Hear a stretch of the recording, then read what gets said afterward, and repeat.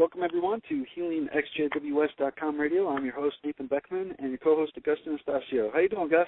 I'm doing great. Good. We also have a caller, area code 203, and they are on air. Hi, how are you? Is this Randy Waters? No, this is Tom. Or is this Tom? Is that Tom? This is Tom Cabeen. Hey, Tom. Hey, Tom, how you doing? How are you? I'm very good, very good. Gus, how would you like to do this? I mean, we're going to be doing an episode on about how Raymond Franz died recently. Right. And this is a tribute episode to Raymond Franz, and we have Tom Cabeen, who served as a Pressroom Overseer in Bethel Headquarters for many years, and we've had him as a guest before. And I don't know if Randy's on the line, or he's probably going to be calling in shortly, but he also was a Pressroom Overseer. And we just want to discuss, the impact that Raymond Franz's life has had on the organization we know as Jehovah's Witnesses, the Watchtower Bible and Tract Society. And I wanted to discuss, some excerpts from his Crisis of Conscience book, and get some feedback from people who were there, when at the time when Ray Franz was having these issues with the governing body there, and also probably discuss a little bit about another passing of Ted Girakis, who passed away a week after Raymond, and then what this means now for the old guard, because there's only a few left from the old guard, and also discuss some of the personality types that were on the governing body, and I think that Ray's book, Crisis of Conscience, gave us a really good introspection into the personality types within the governing body. You would think that they were all, very much alike persons, but in actuality, some of them were very different from others, and some were followers and some were leaders, and it's all detailed in Ray's book. And I know that Tom, knows this firsthand, and so we're going to get. All right, Gus, we also have area code caller 310, and they are online. Is this Randy? Probably. Yes, it is. Yep. Hi, Randy. How are you doing? How are you? Good. Yeah. Well, we finally got some rain down here. Yeah. Well, we won't get rain. I just wanted to apologize. I know we wanted to do this a couple of weeks ago. I wasn't able to make it, but we got a backup plan now in case I'm unable to make it. So Gus is basically going to try to get into the switchboard and take care of things. But I apologize. I know this raised that is this Nate speaking? 3 weeks ago. Yeah. Oh, okay. All right. Mm-hmm. Hi, Nate. Hi, Tom. Hi. How are you, Randy? Good. Now, Gus, I know you had talked to Tom about some things you guys wanted to talk about, so I'm not sure exactly where you guys want to start off. I mean, I don't know if Tom and Randy, did you know Raymond Franz personally? I did know. I know him, and I have known him many, many years, 40 years I've known him very closely. Okay. The only contact that I had was he did a wedding for a close friend of mine, wedding ceremony, a guy by the name of Richard, and I got to sit and talk with him for a little while. That was really the only contact I ever had with Ray in 6 years at Bethel. Yeah. Well, I wanted to discuss some of the excerpts of his book, and get some feedback from both of you guys on his book, which has had, I think this is the 4th edition. So he's had some revisions in his book, but I mean when I read his book initially, I think it was 12 years ago, and I don't know if I think that was a 2nd edition copy. I got this feeling from his description of the governing body that some of the guys on the body were just followers. They basically, and you get it specifically, and I'm just going to read this excerpt. It's on page 279. he talks about, voting on issues. And he says, if, for example, the hands of Milton Henshaw, Fred Franz, Ted Gerakis, and Lloyd Barry went up, one could generally be sure that the hands of Cary Barber, Martin Pulsinger, William Jackson, George Gangas, Frank Suter, and Jack Barr would go up as well. Now, Martin actually is that's a new name to me on the body, but I guess not a very well-known member, not as popular as Milton Henshaw or Ted Gerakis. But when I read that, I thought some guys were hardliners, and some guys just basically went along with the hardliners because they didn't have the strength to stand up to them, as Ray did. Well, I'll just offer my opinion. I think they were pretty happy to get the positions they got. And every morning at the breakfast table, when they first appointed these extra governing body men, they would give them a week at a time at the table. So they'd, talk for 7 days, or 7 days, 6 days.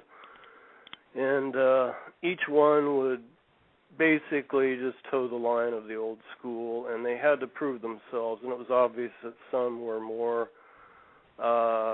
sucking up to the older members, and obviously there were the favorites, there was cronyism and buddies and so forth, but I think that's kind of normal in a situation like that, especially when the governing body, not the governing body, but the presidents going back from Norr, Rutherford, and so on, demanded to be known as, the originators, and they always had this class system where you were the upper tier or the lower tier of the anointed and so forth, and so they basically all had to suck up to them. And Tom? My comment on this would be that in order to really understand these men and how the governing body worked and everything, you'd have to go back a ways to see how the whole thing started, how it came about that there was a governing body. And the way that happened was rather complicated. When it really started with Norr in the late 60s, Nathan Norr asked the writing department, the writers, to begin a new publication. Of course, the Watchtower Society, their bread and butter is making publications. That's what they do. They're a publisher, and their raison d'etre, the reason they're in business, is to create books and distribute them. So what happened is the president, who had almost total power, he had complete organizational power, and although he did not write, in the case of Norr, he did not write a lot of the material, he was certainly in charge. If he wanted an article written about something, he would simply tell the vice president, who at that time was Fred Franz, Ray's uncle. He would just tell him, we need an article about such and such, and it would get written. So he asked them to write a Bible dictionary, and the whole point of the Bible dictionary was just to have another book to sell. There was never an intent to re-examine the teachings of the organization, but he did something that was quite interesting, and it wasn't intended, but it had an unintended effect. He said, rather than go through all the publications and get all the information out, of course, obviously in those days there was no computers and internet or any kind of thing like that. Right. In order to search things, you'd have to do it by hand. Rather than to do that, he said, just write down in the book what the Bible says. Just get what the Bible says. And the idea there was to make it as short as possible. He didn't want a lot of extra writing to be done. He just wanted a little dictionary that would add to the Watchtower library size. Right. So he put a bunch of people in charge of this dictionary, or a few people in charge of it, and one of them that was the major ones was Ray. And Ray began to write these things, and as they began to work on this dictionary, a couple of things happened. One is that Ray began to see that there was much less biblical support for most of the Watchtower teachings than he had once thought there was. Like almost all people who were at the headquarters in those days, and still who are at the headquarters now, they didn't get to be at the headquarters because they were very serious Bible students. They got there because they were very serious Watchtower students, and they learned what the Watchtower taught, and they had trained themselves that if the Watchtower said, go left, they went left, and if the Watchtower said go right, they went right, and that's how they got there. And this is true of people in the writing department, things like that as well. Well, following the instructions of the president of the whole society, they began to read through the Bible in order to find the support for Watchtower teachings. And as I said, many of them were not very well supported in the Bible. And the initial result, one of the important things that happened was Ray began to see that the Watchtower support for chronology, the chronology which supported the Gentile times, was simply not there. There was no historical support, none whatsoever, for the Watchtower. At this time, this is when probably when Carl Olaf Johnston. No, long before that. That was even before that. Long before that. This was the late 60s. Carl Olaf Johnston didn't come in for 10 years. To the 70s, yeah. Yeah. That's right. He didn't start writing to the society until around 78, wasn't it, I think? Right. And so this would have been around 66 or 67 that this was happening. And so the first edition, the first part of the book, was released at the Assembly in 1969, and it was the Aid to Bible Understanding, A through E. And in that was the part of on the article on chronology. And that would have a lot of very big effects later on, the fact that Ray, I happen to know this because when I went to Bethel in 1968, I knew a man who was there. His name was Rene Vasquez, and Rene had been a friend of our family for many years. And so my dad asked me to go see him, and I did. And Rene was on the Spanish desk in the service department, and had me assigned to his congregation, which was Queen Spanish. And Ray was in the same congregation, and just to make it easy for us to go to book study if we wanted to do that, Ray and I were assigned to the same book study group. So as a kid, I was only 18 at the time, I used to go out back and forth to the book study, and Ray was working on the aid book at the time. So we would talk about some of the things that he was discovering and writing about. Not a lot, but a few things. So anyway, this was the first part of it. The second part of the aid book was the part that had the articles about overseers and elders. And as a result of the information that was coming in there, Ray was the one who went up to Knorr and said, we're not finding in the Bible what we have, which is a congregation servant and basically a top-down method of running the organization where one guy has all the power. And so there were a lot of discussions about what should be done about this, but ultimately, long story short, it turned into the elder arrangement, which was introduced as they released the second portion of the aid book, which was at the 1971 district conventions. That's when the elder arrangement was really started. Yeah, well, the thing is, early on, I think, and I'm going even before Knorr. I think probably right when Knorr was appointed. No, actually before Knorr. Because I know the Bible student arrangement was always that each ecclesia, which is what they call them still to this day, had elders that were voted in. There was bottom. You're skipping back. You've gotten ahead of yourself a little bit there too, because that wasn't really the arrangement that is currently the arrangement that was in place when Knorr was there, the arrangement that was challenged when the A book was done, was actually implemented by Rutherford. And the ecclesias that you're talking about, or the ecclesias, sometimes they were called, they dated back to Russell's day, which is the late 1800s and early 1900s. And there was the whole period of Rutherford between 1917 and 1942 that during his era, that was all. Randy, you probably know more about exactly when that happened than I remember. Oh, you mean as far as the congregation servants and so forth? Yeah, everything being appointed from Bethel. I don't remember when that was. Yeah, I don't know. Joe had his cronies, and he had them in place. And I think one thing about circuit overseers and district overseers, in the time that I was there, which was probably similar to the time when they were called circuit servants and so forth, is these guys had a lot of power, and they, would make congregation decisions and so forth, and a lot of times it would get to their head, and Rutherford didn't like it. And anytime Rutherford didn't like anything, he had ways of looking into the Bible and finding reasons how to get rid of this arrangement and start a new one.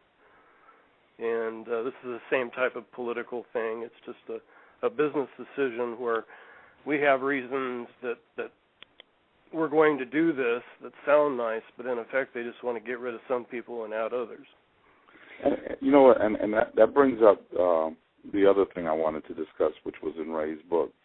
And I don't even have to quote it, but I'm sure you both are really aware about this situation, was Nathan Knorr's disbelief of Ed Dunlap's illness. And he mentions how Ed Dunlap had a serious disease where he could go from being completely fine to being in complete pain. And it's the propensity for some of the, I guess, the power-hungry members of the body, or in this case, the president, which was Knorr. It's amazing how you can see these persons become so absolutely cold to people that they actually know on a first-name basis. And Ed, who was, in his 60s, then they put him in the bindery. Nathan Knorr assigned him to the bindery room because he thought he needed exercise, and he didn't believe that Ed Dunlap had a serious illness. And it reminds me also of Joan and Bill Setner's book, and how Nathan Knorr absolutely punished a man named Charles DeWilder. I don't know if you know about that instance in Bill Setner's Joan Setner's book. But I never read that. I remember the name, but I don't recall the circumstances. Yeah, it's a small. I think the book is $4. But to hear Bill and Joan give their testimony at Bethel. But Charles DeWilder was an elderly gentleman who, basically had no family. He had served at Bethel for many, many years, and at the policy at Bethel for a long time was that no one who would serve at Bethel could be married, and that policy was in effect until, of course, Nathan Knorr decided to get married. And so when he decided to get married, all of a sudden, then the policy changed that, people that served at Bethel could be married and actually serve at Bethel as married couples. And Charles DeWilder, who's this elderly man, goes up to Knorr, and he kind of, mocks Knorr's change in policy. And so the punishment for DeWilder, actually embarrassing the president of the Watchtower Society was they made him sit in a corner facing the wall, when it came time to eat. And I remember. I know who you're talking about because I remember the other old timers telling the story to me, but I didn't remember the name. Yeah, and they just absolutely tortured him so bad that he winded up leaving Bethel Headquarters, and of course he had no place to stay. And for a while he was able to stay at a couple of halfway houses, but eventually he was at the park bench, and when Bethelites would exit Bethel, and he was laying on the park bench in front of Bethel Headquarters, sometimes they would sneak food out to him, as an act of kindness. And Nathan Knorr put his foot down and said, if anyone feeds him, that they would be meet the same fate and be put out of Bethel Headquarters and have to sleep on the bench just like him. And so no one fed him, and eventually this man who had served 40 years at Bethel Headquarters, had no family, never got married, made all the sacrifices, died on the park bench in front of Bethel Headquarters. And it is the propensity to be so incredibly cold to people like DeWilder or Ed Dunlap. It boggles your mind. There were other stories, but I thought that this was particularly impacting because of Ed Dunlap was a noteworthy person in the organization, and I think did he serve as the Gilead registrar? Yes, I think for a while. Yeah. He was also in the writing department. He was one of the writers of. Ed had a disease called tic douloureux. It's a very painful nerve condition, and he described it to me one time as being very much like somebody grabbed you by the cheek with a pair of pliers and just grabbed your cheek and started twisting it. It was very, very painful. But there were all kinds of stories like that of people who got sent there. I was going to continue a little bit. I don't know if you guys are interested at all in this story of, but this really does sort of show the impact that Ray had on the organization, and that is that after this, the introduction of the aid book and the elder arrangement, which Ray had played a key part in that because Ray had prepared the article on elders and overseers, and so. After that, just to interrupt you for a second, how many people were working on that committee for the aid book? I know Ray had a secretary. Was it Charles Ploger or something? Charlie Plager. Yeah, Charlie Plager worked with him. Ed worked with him. Now there were a lot of people worked on the aid book, but there were the articles about plants and animals and geography and things like that, and there were people from all over the branches that were asked to prepare articles about. Harps, and I mean, basically every major noun in the Bible had a little article about it. But the articles that had to do with doctrinal issues, Ray was the primary one that was working on that with Charlie, and then Ed worked on a number of articles with that, and there were a couple of other guys that worked on them from time to time. Along with those guys, and of course anything that came up that was really critical had to be discussed with Carl Adams, who was the overseer of the writing department at that time. And so anyway, after that happened, around 1972, after the introduction of the elder arrangement, there was a large amount of a growing amount of concern about the fact that they had introduced this elder arrangement, how the elders were all supposed to be equal and all that, and that was introduced in the congregations. But at Bethel, it was very much a hierarchical structure. So there were 3 circuit overseers. I knew every one of them that came in, and they were very well respected around their circuits. They'd been in for a long time, and they were brought into Bethel to work. One of them was a machine designer. One of them was a plumber. One of them was a repairman. They were all, by coincidence, named Fred. We called them the 3 Freds. It was Fred Barnes, and Fred Hilmo, and Fred Fredine. Those 3 guys were brought in, and they all worked in the circuit work. Well, there was an issue that had come up. A number of little things had happened, and eventually the 3 Freds decided that they had seen enough, that they were, having come from the outside and having been middle-aged men that were respected, they decided to go to Henschel. Henschel was the branch overseer of the United States, and they went to Henschel and they said, Milton, we got a situation here. We want to talk to you about it. We don't know what to do about it. We don't know if anything should be done about it, but we thought you should know about it. Henschel was pretty much isolated. Now, remember that at this time, all of the actual power in the organization was centered around the organizational structure. Knorr had a great deal of power, and Henschel was the branch overseer of the United States branch. He had a lot of power. Ray Franz had power from the standpoint of doctrinal issues. He was the voice of the society in terms of what the society would believe about things like when the end was coming and things like that. Right. But there wasn't a lot of power for other people. You know, there were the guys like Max Larson, who was the overseer of the factory, had much more power than people who were later on the governing body, like Dan Sidlick.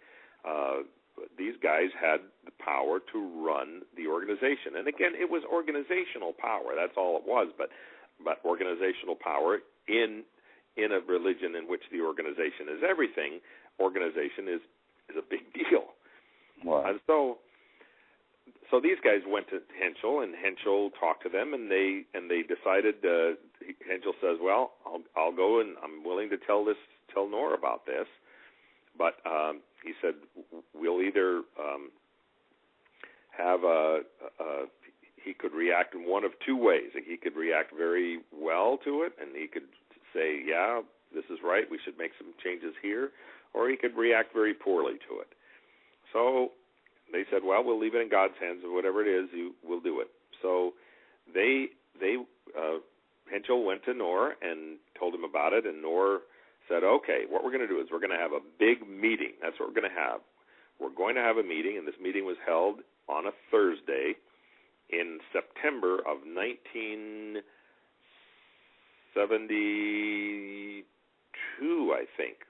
I don't think it was 73. I think it was 72. And they had all these people from outside. They had local circuit overseers and district overseers and pioneers and Bethelites and everything there at this meeting, and they were all telling their experiences with harsh overseers at Bethel and harsh overseers in the field. And as a result, after this big meeting, which later, for obvious reasons, came to be called Black Thursday, the three Freds were sent off to work in other departments. Fred Barnes was sent to work in the bindery, and he actually had a stroke as a result of going there. Fred Hilmo was assigned to repair typewriters, and so he went off into the machine shop and had a little desk there where he repaired typewriters for the rest of his time at Bethel. And Fred Fredine was assigned to work under me in the press room. And Fred became a good friend. I'd known Fred before when he was a machine designer, and he was actually putting the finishing touches on a machine that would roll magazines. And the machine it was all designed and ready to be built. In fact, the construction had started on it. It would have been a great machine to have because it would have, one of the hardest jobs at Bethel was magazine rolling. And Fred had designed a machine to do that work. Yeah, most people don't realize that's the way the magazines used to be mailed.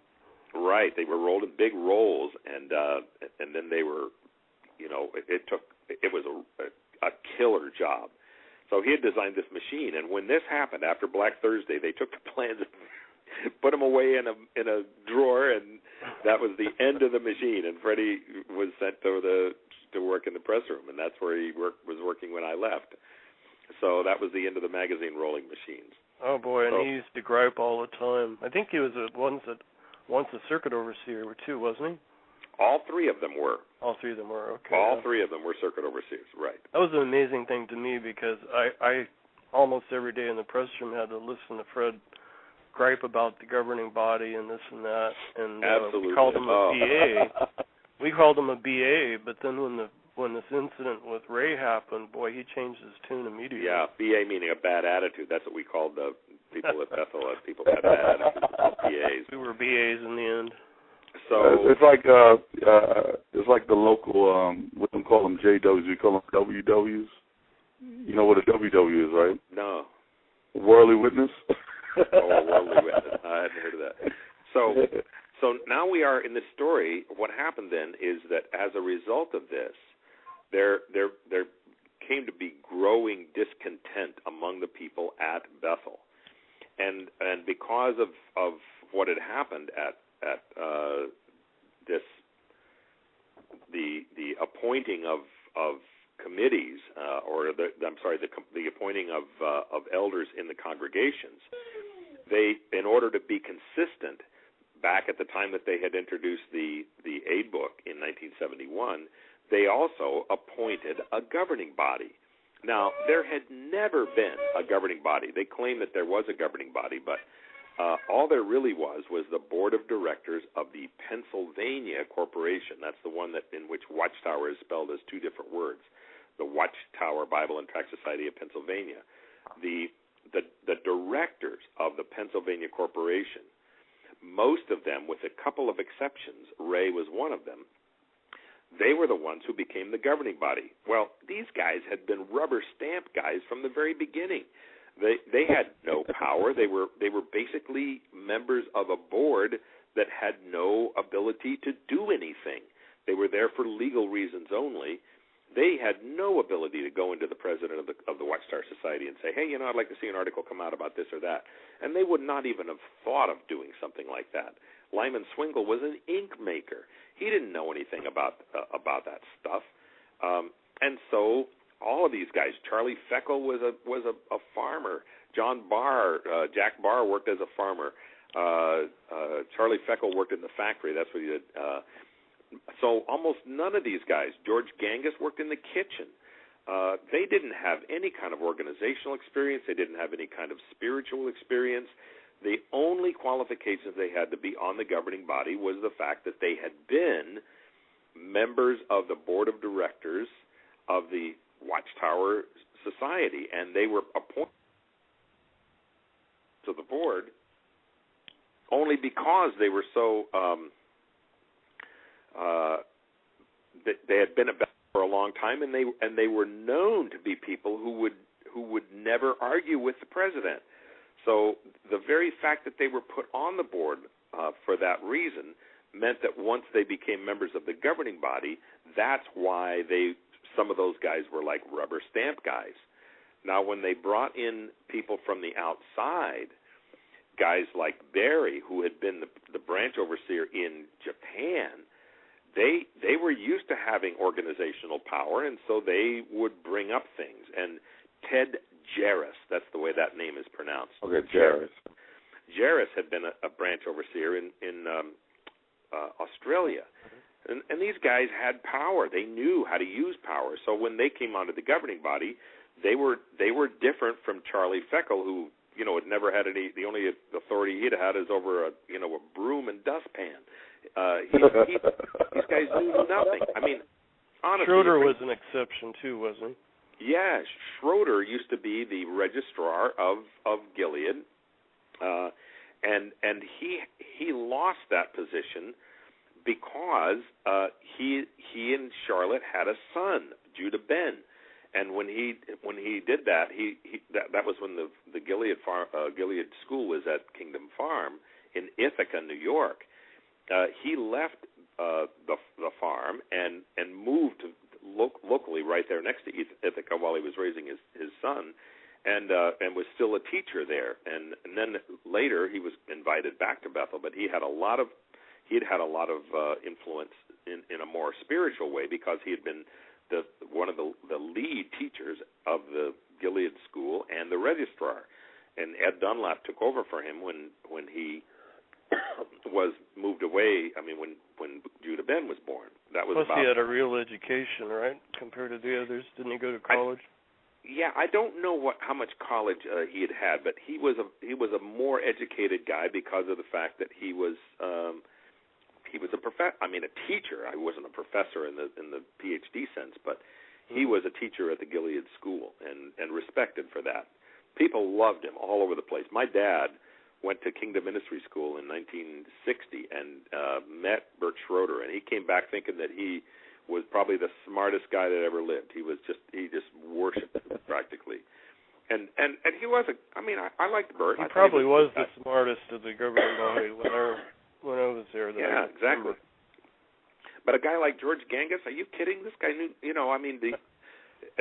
you would think because George was a Greek and could barely speak English because of his, he had a very heavy Greek accent, you would say, oh, well, this guy must know a ton about the Bible. But the fact is there are, millions of Greeks that don't know anything about the Bible, even though the Bible's written in Greek. Just because you know English doesn't mean that you're familiar with the King James Version either, That's so true. So that explains a lot also. Yeah, that really, I don't know that I've ever given this story to anybody, but that's how the whole thing came into being, and that's how I know that later on, after Black Thursday, then some of the higher-ups were asked to, they were asking to have inquiries made. And now that they had appointed governing body members, these guys that were on the governing body were starting to say, hey, we ought to investigate this thing. And that's when guys like Souter would say, well, we're supposed to be a governing body, but I haven't been doing much governing lately. And I remember Henschel making a big deal of not having enough power.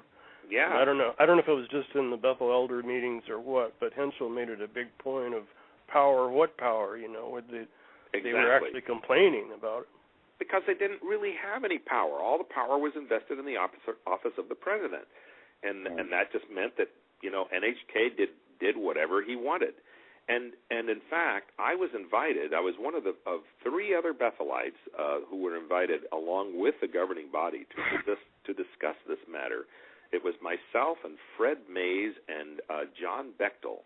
We were invited to a meeting of the governing body in which we discussed, the possibilities of forming a really giving the governing body power. And it was because of my friendship with Ray. I was pretty close to Ray, and we had spent, a lot of time together, and we talked about a lot of things. And my friendship with Dan Sidlick. I was very close to Dan, and I knew him very, very well. And he and Ray had asked, I guess, for me to be involved in that. And so it was as a result, I think, later when Noor was diagnosed with cancer. He realized that the reins to the organization was going to have to be turned over to somebody, and it was at that point that he capitulated and said, "Okay, we can do this." But there's a very famous talk that Freddie gave at the Gilead graduation of maybe 1974 or 75, right? In which he showed that Noor and he were very, very opposed to any kind of a governing body that had any real power. But I think Noor convinced him after he saw that he was ill. And when did he die? I think he died in 76. He only lasted a year or so after he was diagnosed. 76, 77. Yeah, we actually have the recording of the talk he gave at the Gilead graduation. Talk. Yeah, exactly. And the transcript of the talk where he just rails on the concept of the governing body indirectly.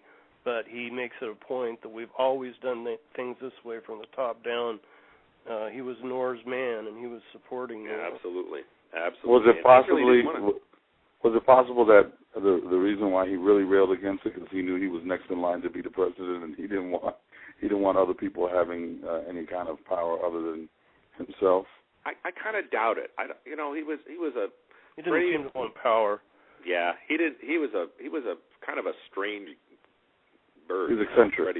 He really was. He was a strange guy, and there was a great mystique about him because he was always very visible at the big assemblies that they had and everything like that. Everybody thought that he was a lot smarter than he was. I mean, they thought there was a rumor around that he had once been a Rhodes Scholar and that he had spoke 7 or 8 or 10 languages, and in fact, he wanted to be the key theologian. Yeah. He was, and he really was, except that they don't really have any theologians. I mean, if you ever actually study theology that's produced by people who really are theologians, you'll find that Watchtower Society didn't have any theology. But for a person whose only theology is to read the Watchtower magazine at Sunday Watchtower Study, somebody who actually knows that commentaries exist and knows something about the meaning of Greek words seems like a genius to you, because you know, the way that most Jehovah's Witnesses study, quote unquote, is to look at the paragraph and look for the answer to a question printed at the bottom of the, you know, this is like third grade stuff. This is not real theology. And Freddie would throw you off too, because I remember, I don't know if it was at a Gilead graduation or what, when the God's Kingdom of 1,000 Years book came out, and he basically reinterpreted all the parables of Jesus, which blew everyone's mind, and he actually gave the first half of the talk as if he's still believing the old doctrine, and then he says, no, that's all wrong, and he reintroduces a whole new understanding of it. And that's the kind of thing he would do.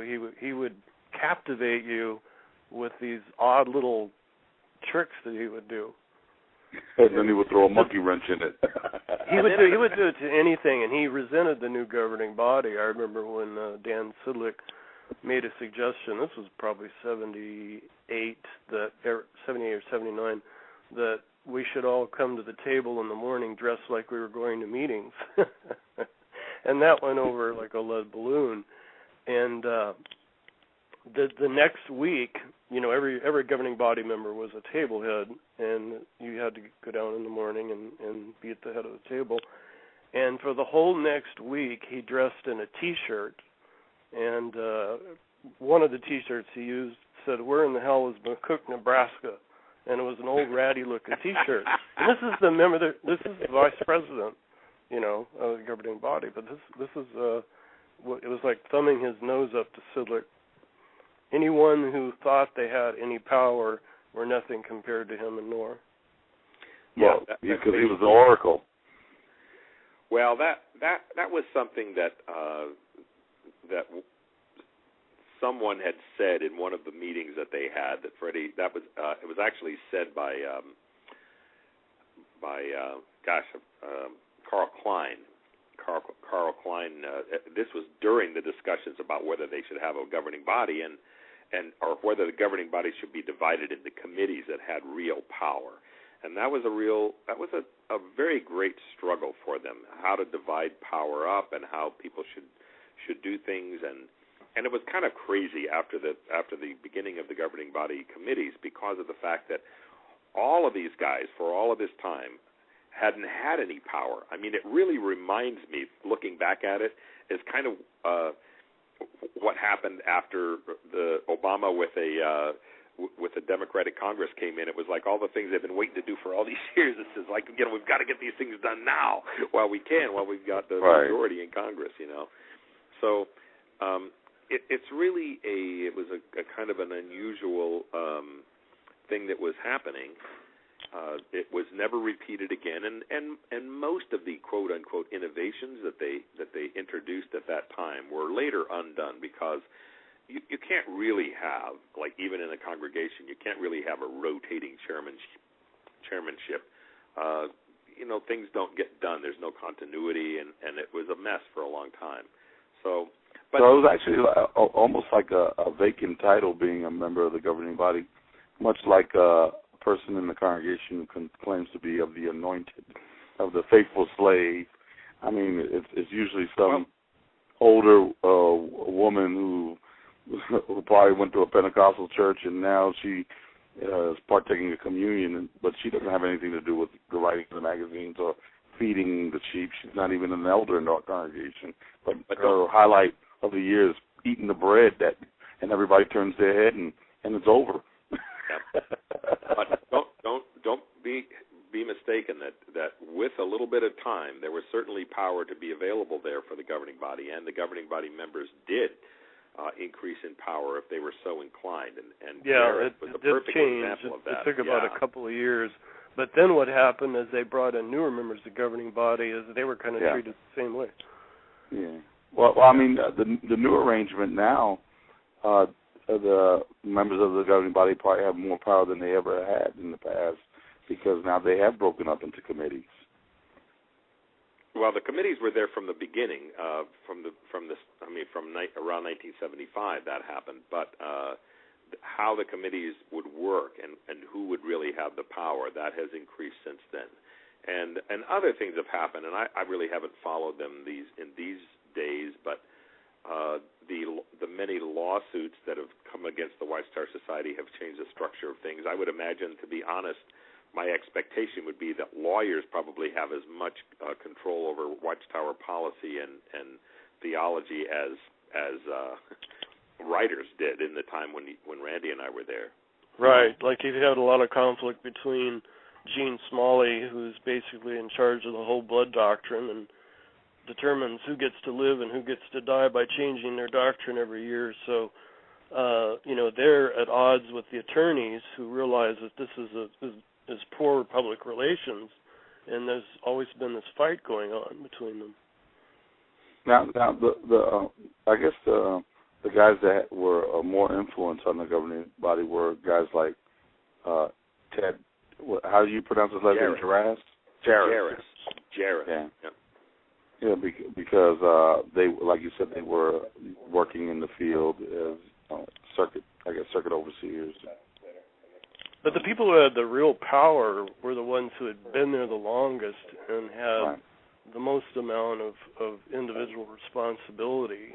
It doesn't necessarily mean that just because you don't have a title that you're not powerful. Who was it? Carl Adams, Don Adams, Gene Smalley, guys like that had a great deal of power, and sometimes you never heard their name. You didn't even know who they were. Right.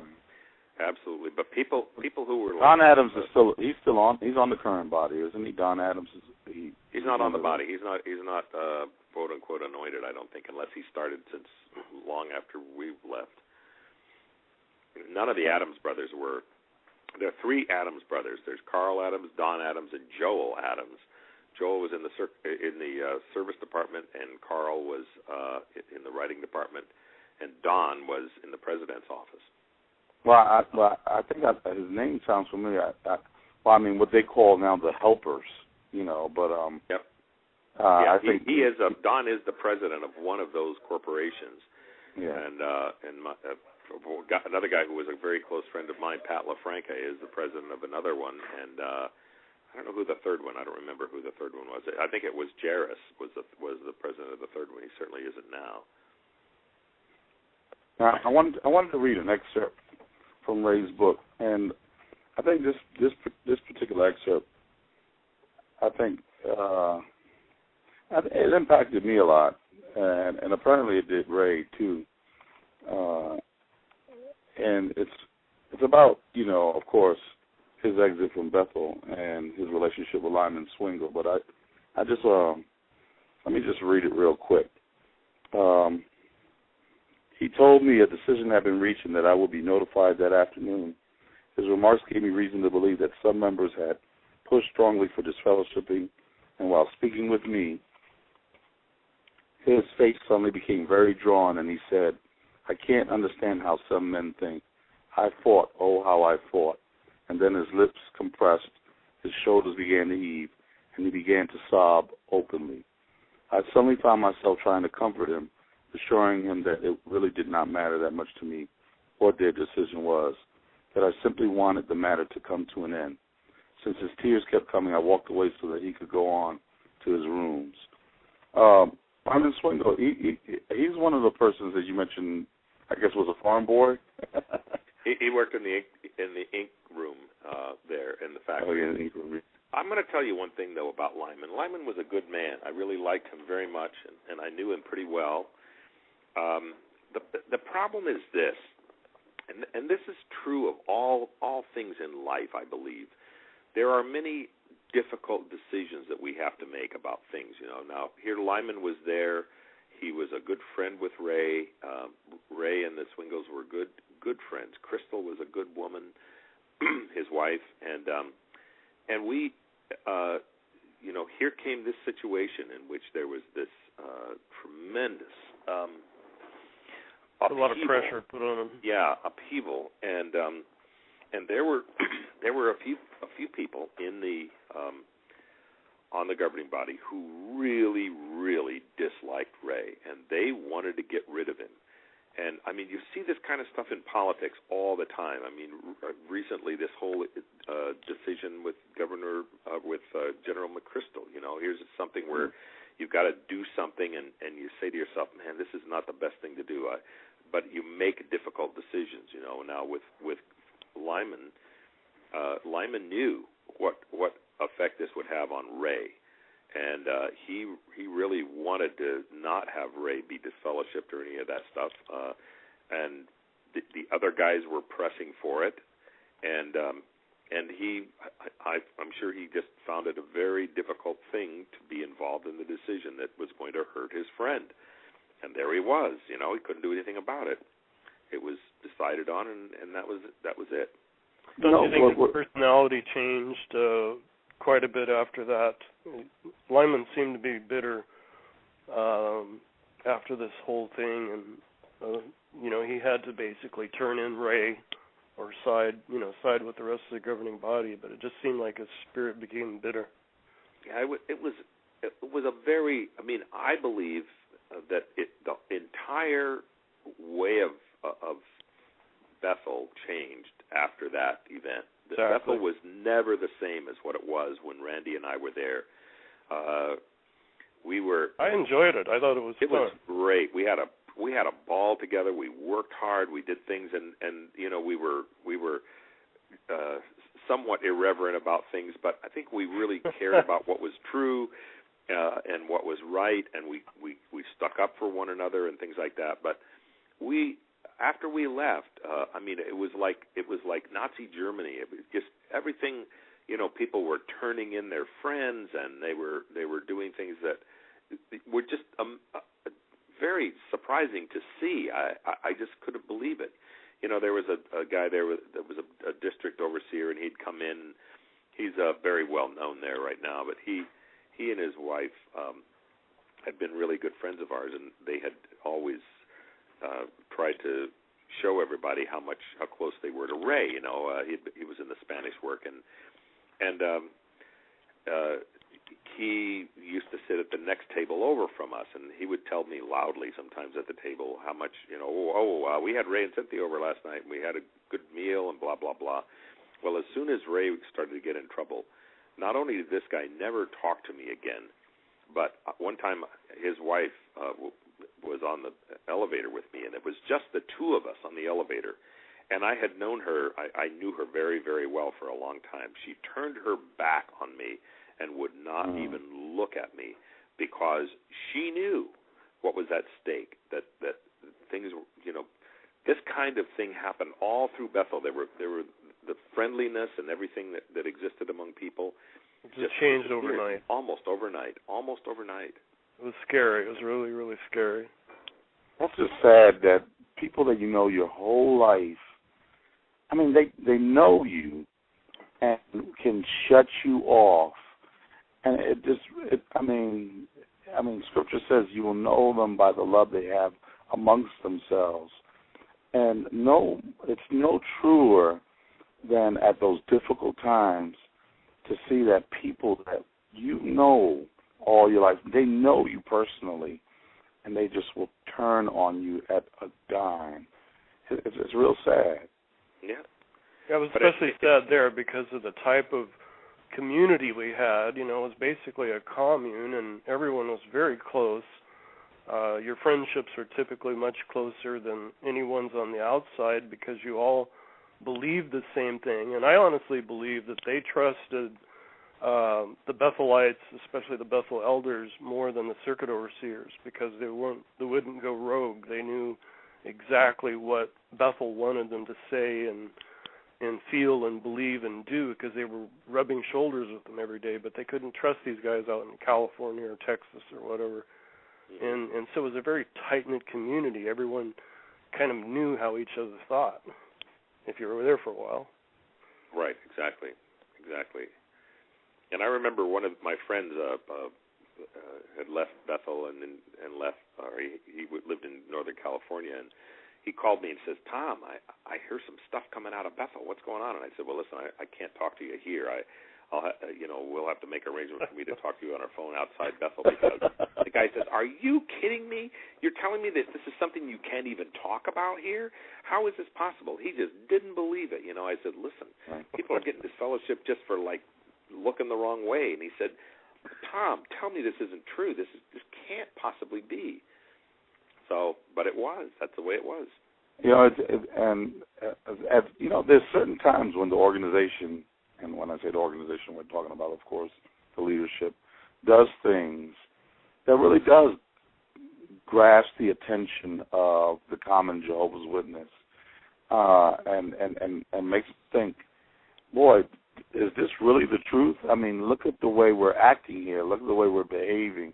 And I think the last time I've seen a shakeup that and that I've heard from people that I knew about that are still in the organization, at least from people that I know that still have contact with them, was when they kicked out all the seniors out of Bethel and left them to be responsible by their congregations, for their health and their expenses.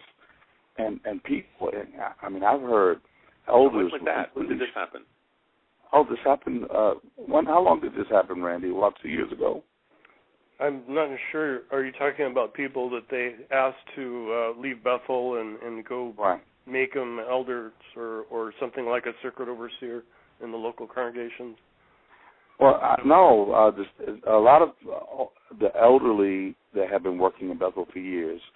Oh, okay. You're talking about something that happened just a few years ago. Right. They wanted to call the older members out. Right. And so they sent them out to Pioneer or something. Right. But they've left their responsibility and their expenses by the congregations that they were, I guess, serving in. Right. Yeah, and so because basically Watchtower Headquarters did not want to cover their medical expenses. Well, the Watchtower didn't even cover the circuit overseer's expenses. They had to get it all from the local congregations, and the circuit overseers practically had to beg for the money if they had the gall to do it. They drive old cars, and it's gotten even worse now because a lot of halls had apartments built adjacent to the hall where the circuit overseer would stay at. Yeah, and now the COs can't even stay there. They have to stay at their friends' houses now. They can't stay at those apartments that were built. This was back at the time. You have to remember that if you were a pioneer, a book that you would sell for a quarter, like the Truth book, you'd get it for 25 cents in the Kingdom Hall, and a normal publisher would, and they'd sell it for 25 cents. But the pioneers would get them for 5 cents, and this is how they help support themselves. 20 cents. You make 20 cents for one of those books. You imagine how many books you have to sell to buy a lunch? It's crazy. It's absolutely nuts. Yeah. Well, anyway, back to Ray. I think Ray had a lot of impact on things that happened at Bethel. He had a lot of impact on the elder arrangement. He had a lot of impact on the chronology. Now, I had told you that when he first worked on that first half of the aid book, he came to the conclusion that there really wasn't much support for the society's position, and so he had to prepare the article in such a way that he just attacked the other guy's positions rather than say, well, here's what we believe, here's the real truth. All right. And so later in the late 70s, when Carl Olaf Johnson sent this letter in, and what had happened is Carl had come in and had gone. He was in the door-to-door, and some guy who was an historian said to Carl, "You guys are crazy. You don't really have any support for 607 to be the destruction of Jerusalem." And Carl says, "Oh yes, we do." And he says, "No, you don't. Go look it up." So Carl, who's an excellent researcher, looked it up and found that there was no support, and so he wrote a letter to Bethel, to the governing body, and this was in the late 70s, and when I began to have some real problems with Watchtower doctrine and things, I went to talk to Ray, and Ray gave me a copy of that letter, which he shouldn't have. It was a private letter to the governing body, but the governing body had assigned it to Schroeder, and Schroeder he didn't want any part of it, so he had put it in his drawer, but Schroeder and Ray were both on the writing committee, so they both had copies of the letter, and so Ray made me a copy of it, and that was the beginning of getting me out of the Watchtower Society, because once I realized that the 1914 date was wrong, and there's absolutely no support for that date except the Watchtower magazine, that everything that's based on that is the authority of the Watchtower Society, falls down. So I don't understand why they didn't just push to 1934, and that's pretty close to the date where they announced their name as Jehovah's Witnesses. So, because it was in 33. I guess they could do, and they still could do that. Yeah. They could simply say, look, we never said 1914 was an important date. We never said the world was going to end. We never said Armageddon was going to come. And if you say that we did, we'll disfellowship you. And then they'd disfellowship like 95% of the people, and the 5% that was left would build a new, even more loyal organization. Or there would be a whole bunch of people who would simply say, yeah, you're right. You know what? Nobody ever said anything about 1914. Yeah, wasn't it 1984 when they came out with the article blaming everyone else for the... Yeah, exactly. It's ridiculous. And in fact... They could have just said light has flashed forth and... Right, exactly. When I was there, 1975 was such a big deal. I mean, that's what drew me to Bethel, is thinking that 1975 was the end.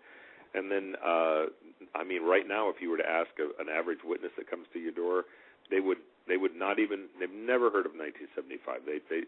They'll say, oh, that's what the apostates say, that the society said something about 1975, but they never did really say anything about it. Right. In 1973, the year before I went to Bethel, I was working kind of as a special pioneer in San Luis Obispo, California, because they only had 2 pioneers, and we'd go out 140 hours a month and work the whole town. And what was I going to say about that? Well, then I came in 74. And I had used to go door to door with a member of the so-called anointed class who was at Bethel and Rutherford's day.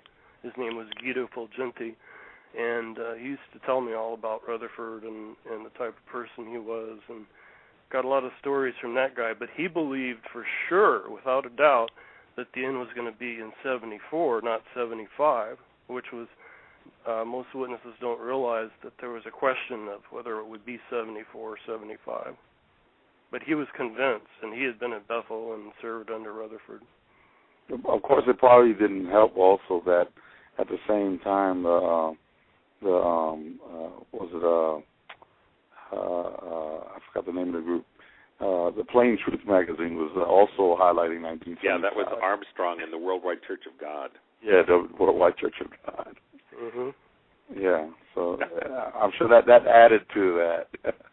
The thing that really bothers me, though, is that the governing body, they were known that to take body members that were controversial and just plant them in a congregation and make them resign, and then pretty much leave them be. They did it with Ewart Chitty. They did it with Leo Greenless.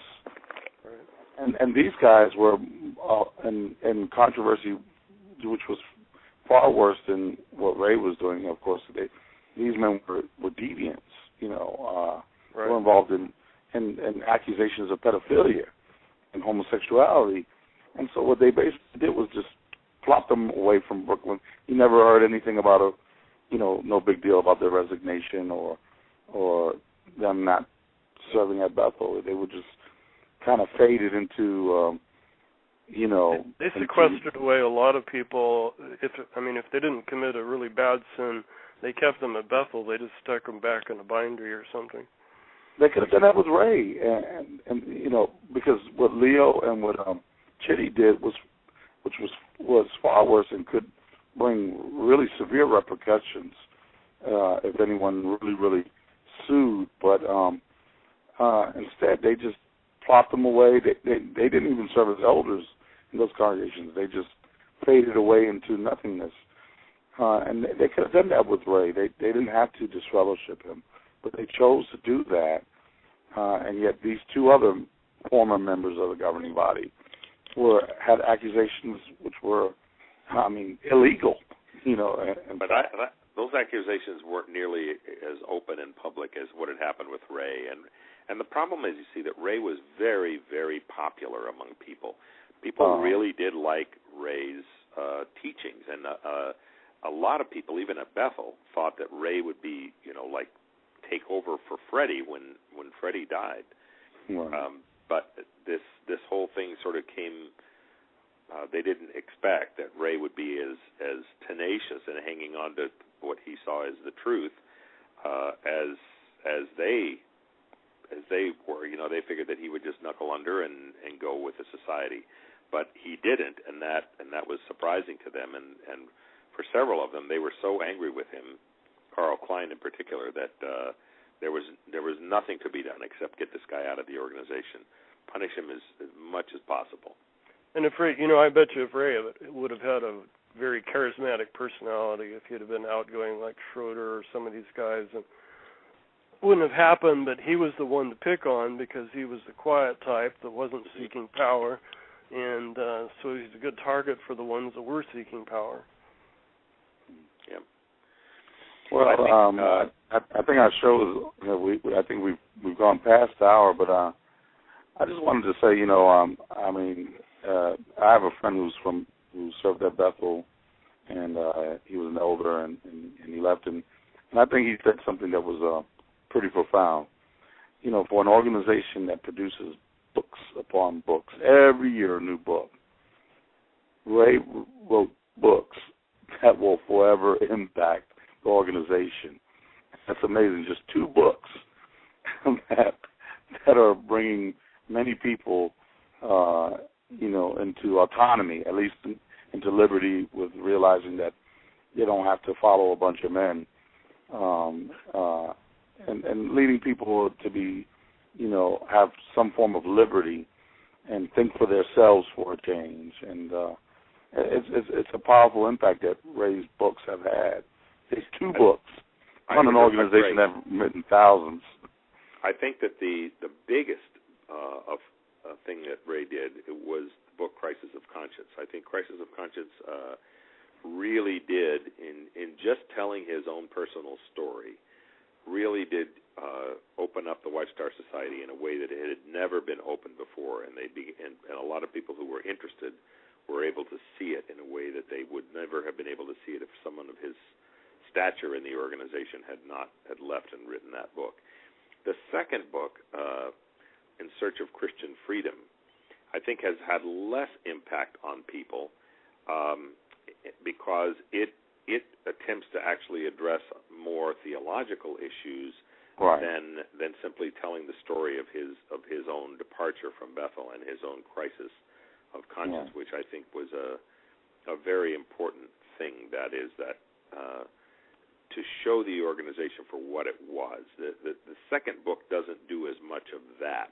He sort of delineates and discusses a few of the doctrines that are Watchtower doctrines that he disagreed with, and then showed his particular. In some cases, he only documents why he disagrees with them. He doesn't really come up with any strong teaching of the doctrine. An alternative doctrine, right? Exactly. Right. And you know what? I find that the case with many people that exit the organization. I think some people are just satisfied to draw people outside of the organization without really offering them an alternative. And sometimes that, if you don't offer someone an alternative, it could be detrimental to that person.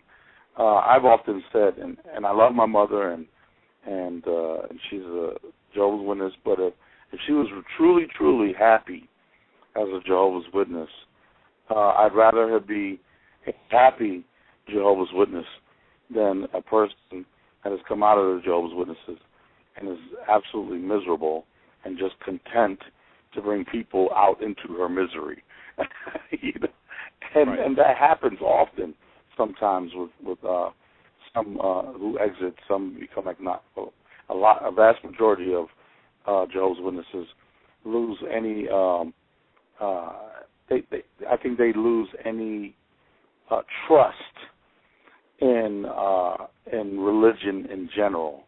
Well, they lose their ID a lot as well, because when you're part of a system, and the system claims to be secure theologically and so forth, you actually adapt the ego of that organization so that any attack on the organization is an attack on you, and It's something to live for. It's getting you out of yourself and your own miserable situation and being somebody and feeling like you're making changes in the world. And if that's stripped away from you, the Watchtower was like a drug to me for 7 of the 8 years it was in it. It solved practically all my life's problems until the moment that I began to doubt, and the drug no longer worked. Thanks to me. Thanks to you. Some friend you were. I saw a movie. A couple of months ago, and it was about the story of Harvey Milk. Now, we know Harvey Milk started the gay activist movement in San Francisco, but I gathered something from this movie, and Harvey Milk had this contention with another person who was a politician, and he needed this man's support. And this man, who was a religious person of himself, you could see as the movie continued that there was something that he lacked, and he eventually assassinated Harvey Milk. And what it was what he saw in Harvey was absorbed in a cause, and he believed in the cause, and he gave himself completely to that cause. And it's a very powerful drug. Right, and the cause, and so I think what happens is that this man, he thought he believed in this cause. He didn't really have a cause, and it left him empty. And that can happen sometimes if we really pour ourselves into a cause. And I know that even since exiting the Jehovah's Witnesses, that I've been involved in controversial causes, even within an occult community, and I realized that when you pour yourself into a cause, and it just might be that cause might be a mirage, you can't really believe in it so whole-souled, unless it's grounded. And I think for me, the person of Jesus Christ, I know it's grounded. He's real. He's authentic. And I think that what happens is a lot of Jehovah's Witnesses is they feel that their religion was authentic, and they believed in their religion. But no matter what, the thing is, people will always fail you. And I go to a Christian church, and people fail me all the time in a Christian church. But then again, we have to realize that I'm a failure also. And so I think that what Jehovah's Witnesses fail to realize is that they don't see the weakness of people as a strength sometimes. But eventually that can rob you. It can cause you to be empty. Well, it kind of operates more like a business than a congregation. I was a pastor for 3 years, 2 years after I left Bethel, from 90 to 93, and being a pastor in a church is a lot different than being a leader in an organization, because you're basically dealing with a family of people who are imperfect, who make mistakes. You've got to help them out. You've got to suck up and help them in certain areas that you wouldn't ordinarily help them in. But in an organization, the whole thing is the organization is God, and you must support the organization 100%, or you lose everything it gives to you. Now, me and Tom, we talked about this about 2 weeks ago, and I think he really made some really, really powerful points, is that most people that are in the Jehovah's Witnesses believe that churches are supposed to be kind of ran like the Jehovah's Witnesses are. And so they believe that the hierarchy micromanages in everywhere. And so they believe, that church has a hierarchy, therefore it's just like Jehovah's Witnesses. It micromanages. And a lot of them out there like that. Hey, guys, I'm going to have to go. I'm sorry that I can't stay longer, but I've got to... Well, I definitely want to have you back again, Tom, and I want to discuss that issue, particularly with you on the program one time. Well, I'd love to do that at some point. Just let me know. Randy, it's been nice to talk to you again. And good to hear you, Tom. Maybe I'll give you a call the next week or two and just touch base. Great. So thanks for coming, Tom. We'll talk to you soon. Bye-bye. Yep. I think that I guess we should just close the show out now. Nate? Yeah, I think we covered a lot of ground today. Yeah. Yeah, one thing I want to make sure that we cover is the idea that there are governing body people in charge of the organization now. And are we supposed to hate them, or are we supposed to forgive them? I mean, what was Ray Franz? What would he have done? Well, I think that what was his feelings about the situation? I think he had empathy for. Some of these men were his friends, and so he empathized with them, and I think that we should pray for them, and because just like us, they're deceived, deluded by their own desires. I think if you go back to the beginnings of Christianity, the whole concept of organization didn't exist. I mean, here is moving from one world to another. You're born again. And the concept of leadership, I mean, they did have bishops and other people in the early church in the first 3 centuries, but it was a movement where the Holy Spirit was to indwell you and teach you, and that basically stripped the power of men from doing that. And unfortunately, people don't often get that message today, that it's the indwelling of the Holy Spirit that was the whole early power of Christianity, and it was only later with Paul's efforts to establish congregations and so forth, you find these power plays come into play. But it's really a lot different than the Acts chapter 1 through 3. I mean, people were saved when they heard someone speak and give a message and they knew it was true, and they gave their life to the Lord, but they didn't envision any kind of an organization, I'm sure. The role of the Holy Spirit is to be in control of individuals and to be the final call of your life, not what somebody else says. And that was through the mercy of Christ. That was the whole idea. I really enjoy it. You guys, Tom and Randy, you both have doing a great job, getting the word out there, and the message comes from a Bethelite. So for same reasons, Ray Franz, he was a Bethelite. It gives us an inside story of just what was going on, and people are interested in hearing your stories. So indeed, you have made a great impact, and I can only thank you for doing that. Yeah, thanks for coming on, Randy. That was great. It's good talking to you guys, and hope that some people who are listening will get the point. I read the New World Translation cover to cover 4 times before I touched another Bible, and it was the Living Bible at the very last year of Bethel, a paraphrased Bible that I read, Romans and Galatians, and that got me out. Yeah, Byington's, Stephen Byington. They bought his Bible out. Yeah, rather strange Bible from a Texan. He'd like to talk about the grand barbecues of Armageddon. Well, thank you, gentlemen. Thanks again, Randy, for showing up. And Gus, who do you have on? Do you have somebody for next weekend or not? I don't have anyone right now, but I think I'm gonna try to get Diane Johnson back. Okay. Because I remember her phone acted up, so I'm gonna see if I can get her back on, and I'm gonna talk to a couple people. Okay. Take care, gentlemen. I'm signing off. All right. Take care. Okay, everybody. So we're going to be hosting this next Saturday, and it's going to be at 10 a.m. Eastern Time, right? Right, guys? Yep, 10 a.m. Yep. Unless that changes, of course.